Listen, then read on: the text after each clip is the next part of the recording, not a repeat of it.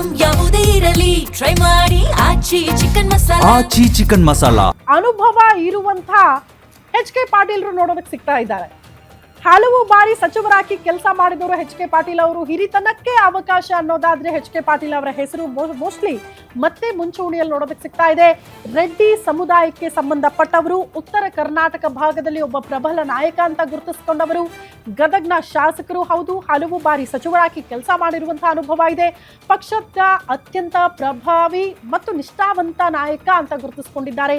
ಸಿದ್ದರಾಮಯ್ಯ ಆಡಳಿತದಲ್ಲಿ ಪ್ರಭಾವಿ ಖಾತೆಯನ್ನ ನಿಭಾಯಿಸಿರುವಂತಹ ನಾಯಕ ಕೂಡ ಹೌದು. ಕಾನೂನು ಸಚಿವರಾಗಿ ಕೆಲಸ ಮಾಡಿದ್ದಾರೆ. ಕರ್ನಾಟಕದಲ್ಲಿ ನೀವು ಎಲ್ಲೇ ಎಚ್.ಕೆ. ಪಾಟೀಲ್ ಅವರ ಹೆಸರು ಹೇಳಿದ್ರು ಕೂಡ ಚಿರಪರಿಚಿತ ಅನ್ನೋ ನಾಯಕ. ರೆಡ್ಡಿ ಸಮುದಾಯದ ಓಟ್ಗಳನ್ನ ತಂದು ಕೊಡಬಹುದಾದಂತಹ ಶಕ್ತಿ ಇರುವಂತಹ ನಾಯಕ.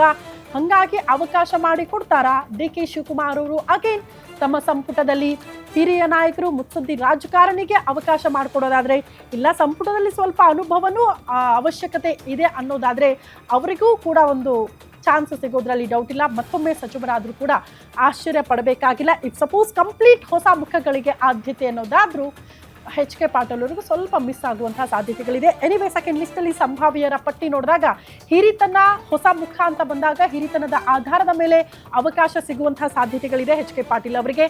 ಸೊ ಕಾದ್ ನೋಡಬೇಕು, ಮತ್ತೊಮ್ಮೆ ಸಚಿವರಾಗಿ ಪ್ರಮಾಣ ವಚನ ಸ್ವೀಕಾರ ಮಾಡ್ತಾರೆ ಎಚ್.ಕೆ. ಪಾಟೀಲ್ ಅವರು ಅಂತ ಅವರ ಹೆಸರು ಕೂಡ ಇದೆ.